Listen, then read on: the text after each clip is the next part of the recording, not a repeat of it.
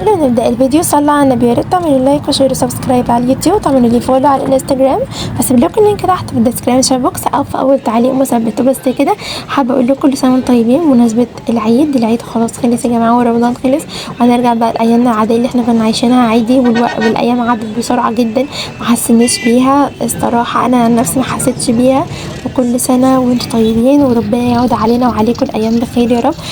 طبعا انا الفيديو ده يعني حبيت ان انا اصوره لكم، ده كان تاني يوم العيد، حبيت ان انا اصوره ومنتجه وانزله ان شاء الله، يعني هينزل لكم باذن الله. وحاولوا ان انتوا تتفرجوا على الفيديو هيعجبكم ان شاء الله.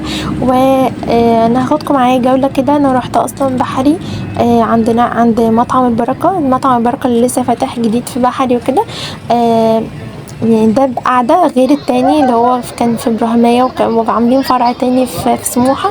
بس انا رحت عند اللي هو في بحري. طبعا يا جماعة عشان في ناس تفكر ده اعلان ومش اعلان ولا اعلان ولا اي حاجة، انا احب ان انا اصور فيديو كده وانزله عندي على القناة. انتوا عارفين القناة عندي يعني مش كبيرة للدرجة ان انا اعمل فيها اعلان يعني. ف ولا باخد فلوس ولا اي حاجه، ولا حتى باخد فلوس من اليوتيوب. ده صعب جدا ان انا اصلا اخد من فلوس من اليوتيوب. صعب اي حاجه تحصل ان انا اخد فلوس اساسا من اليوتيوب او كده، عشان الناس تقعد تقول لي في ناس تقول لي انت لكم كان في حد قبل كده عمري ما هنسى الكومنت بتاعه، لكم الدنيا ولنا الاخره، اللي هو محسسني ان احنا معانا فلوس بقى وكده، ان اليوتيوبرز كلهم معاهم فلوس. لا بالعكس، انا اصلا يعني مش يعني انا بقالي 3 سنين 4 سنين في 2500 مشترك. انتوا متخيلين يا جماعه؟ وحتى المشاهدات يعني قليله يعني. واليوتيوب مش بيقترح الفيديوهات دايما يعني بيقترح فيديوهاتي بالعافيه، ويعني عدد الساعات بيبقى قليل بسبب ان انا اصلا بقيت انزل الفيديوهات بنزلها ب5 دقايق و8 دقايق، في عدد الساعات بيبقى مثلا 5 6 ساعات، ساعات 10 ساعات، ساعات 12 ساعه، على حسب المشاهدات طبعا، على حسب الناس اللي بتتفرج كمان يعني. حسب لو 500 وحاجه مشاهده بيجيلي مثلا 11 ساعه 10 ساعات طبعا ولا اي حاجه، وبلاقي عدد الساعات بيروح فما فيش، اليوتيوب بيحذفهم وكده. طبعا يا جماعه انا نزلت قلت اصور لكم. اول ما نزلت ركبت على طول صورت لكم وانا راكبه المواصلات، وصورت لكم المكان نفسه. شايفين الزحمه قد ايه؟ الزحمه فظيعه جدا. انا مش عارفه اقف اصلا من الناس فظيعه. يعني محدش بيتحرك، حتى كان في ناس اللي يعني روايحهم كده والناس اللي هي بتعمل حاجات في مناخيرها. والله العظيم شفت مناظر يعني ربنا يرحمنا يعني. المهم انا اصلا المكان ده انا قلت لكم تقريبا في بحري. هو على فكره حلو جدا المكان، بس طبعا وفي قاعده وكده غير الاول. كنت تجيب الاوردر وتمشي بيه على طول تقعدي تاكلي. عندهم كيدز اريا للاطفال لو انت معاكي اطفال طبعا، الحاجات دي. عايزه اقول لكم بقى ان انا طلعت فوق عند البركه، وطبعا انا يعني بحاول اصور بقدر الامكان عشان محدش يتكلم معايا، بس بحاول اصور بقدر الامكان. وان شاء الله بتيجي العجله اللي انا هطلبها. بصوا المكان في كيدز اريا اللي هي يعني الاطفال بيلعبوا فيها. لو مثلا كشخص جاي ياكل وكده وينبسط مع اطفال مثلا بتحطوهم في الكيدز اريا دي وانسوهم بقى لحد ما تيجوا مروحين. مكانهم في بحري في اسكندريه. عند فين؟ عند جنب جنينة الصعيد، عند ابو العباس. عايزه اقول لكم بقى ان مش عارفه والله يعني صعبه قوي فالواحد مش مستحمل خالص الزحمه دي. انا عشان ادخل البركه وقفت مع ماما واختي، وقفت حوالي ساعتين مثلا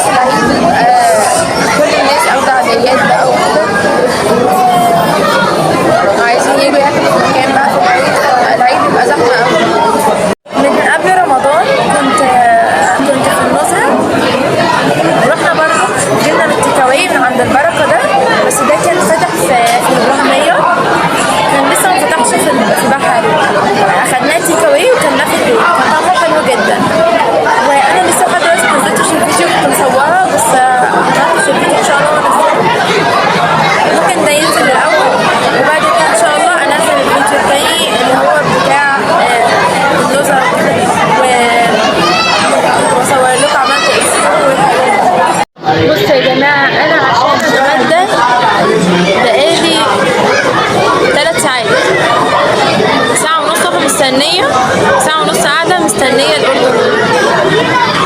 ف يعني توقعوا اي حاجه من اي زحمه. احنا في العيد فالموضوع صعب جدا، وماما قالت لي ما ننزلش في العيد وننزل بعد العيد. قلت لها لا يلا ننزل ومش عارفه ايه، وانا غلطانه ان ما سمعتش كلامها عشان يعني ما كنتش متوقعه ان ده يحصل. يعني قلت البركه يعني عادي من الناس كلها، يعني ما حدش هيروح البركه يعني والكلام ده. لقيت ناس كميه جيش مهول من الناس يعني بطريقه مش طبيعيه. انا بقالي ساعه ونص مستنيه بره على الباب، ومستنيه ساعه ونص الاكل يجي. زي ما انتوا سامعين الدوشه والناس حواليا. مش عارفه اصور طبعا عشان الناس وكده. طبعا برضه عايزه اقول لكم حاجه. رحت عند بلبن، نزلت قلت اجيب الاوردر وكده اطلع بيه اناكله بعد الوجبه بتاعتنا. لقيت حتى ما لقيناش عنده كشري من كتر الناس. ما لقيناش عنده كشري، اللي هو الكشري اللي هو الحلو، مش الكشري اللي هو المصري يعني، فاهمين؟ اللي هو بلبن. وكمان يعني ما رضيتش اجيب القشطوطه عشان كان نفسي في القشطوطه ادوقها وكده، ما جبتهاش. قلت هجيبها مع ماما واختي برضو لما يكون في كشري، يمكن كمان شويه يبقى في كشري. بس وبعدين لما رحنا بقى كمان لقينا زحمه فظيعه فظيعه فظيعه، يعني مش قادره اوصف لكم. يعني كمان انا مش متوقعه ان الزحمه كانت تبقى كده يا جماعه. احنا تاني يوم العيد يعني، فاهمني؟ الموضوع صعب قوي. يا ريتني ما نزلت في العيد. الاوردر كان جالنا. طبعا الوجبه دي بيبقى معاها بطاطس ومعاها توميه ومعاها كولسلو ومعاها كاتشب. وحطلناش الكاتشب نسيوه، وحطلناش الرز نسيوه، ومحطلناش الجبنه. كل الحاجات دي جابوها لنا لما احنا قلنا لهم عليها، لان اصلا بيبقى الاوردر معهوش رز. هي باكت الرز معاهم ب20 جنيه انت بتشتريه، لكن مش بيبقى معاها الوجبه. انا عايزه اصور بس مش عارفه اصور وانا باكل اصلا.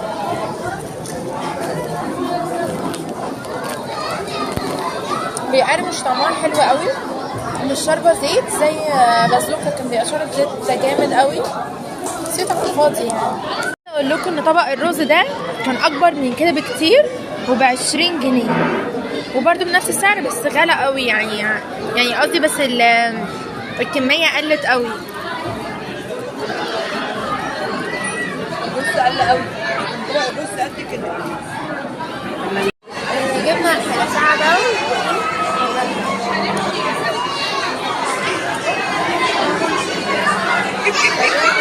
عارفين يا جماعه الزحمه ما تروحوش الايام دي، حتى في الايام العاديه بيبقى كده. مش عارفه الصراحه نروح امتى.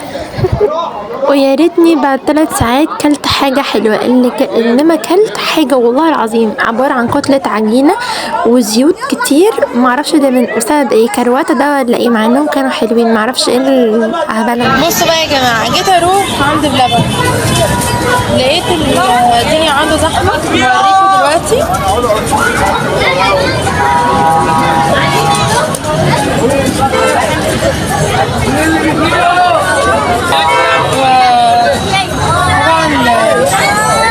ما عرفناش نجيب حاجه ومش هنعرف نجيب حاجه، لان احنا هنجيب في يوم تاني ان شاء الله.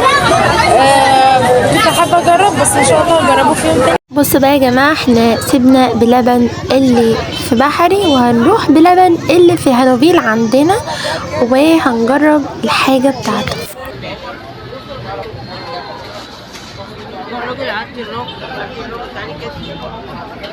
كنت بحاول اصور المنيو على قد ما اقدر للناس اللي حابه تروح. احلى حاجه ان اللي في الهانوفيل بالارقام، لكن في بحري من غير ارقام تقريبا. هما توابير بس من غير ارقام. بس مش حابه كده، انا حبيت النظام بتاع الهانوفيل. عارفين هنا شايفين في زحمه صح؟ الزحمه في بحري ولا حاجه جنب ده. كأن بيبيعوا بلبن حاجات ببلاش، يعني مش حاجات بفلوس.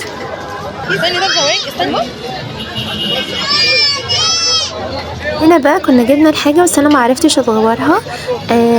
بنحطها في الشنطه الكبيره. قلنا لحد ما نروح وكده، فقلت بقى ايه هعمل لكم حاجه كده يعني عملتهاش قبل كده، ان انا هدوق قدام الكاميرا.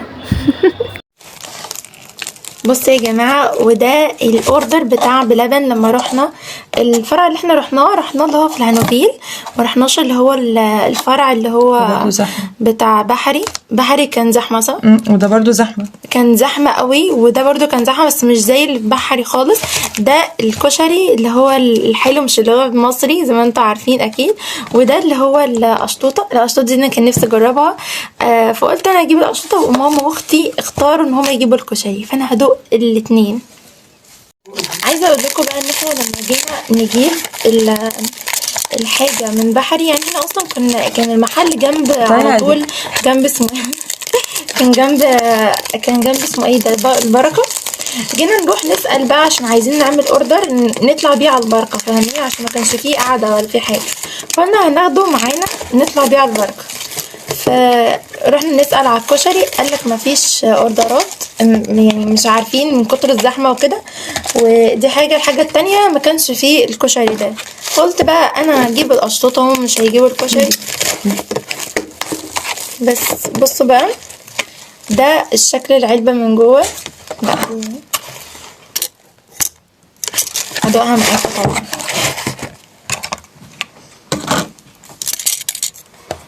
من جوه فيها كريمه كده، وفيها نوتيلا، وفيها جلاش متحمص. بصوا الكشري ده بقى هقول لكم عباره عن ايه. الكشري عباره عن كنافه وجلاش ونوتيلا وكمان رز بلبن، وده ميكس كده تمام، عشان كده سموه كشري. انا هدوقه بقى، بسم الله.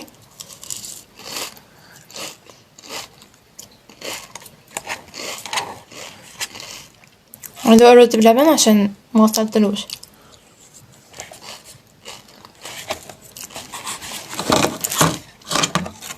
يعني هو طعمه حلو، بس يعني انا بصراحه بالنسبه لي انا ممكن اقدر اعمله في البيت عادي جدا، بس هو حلو شغال.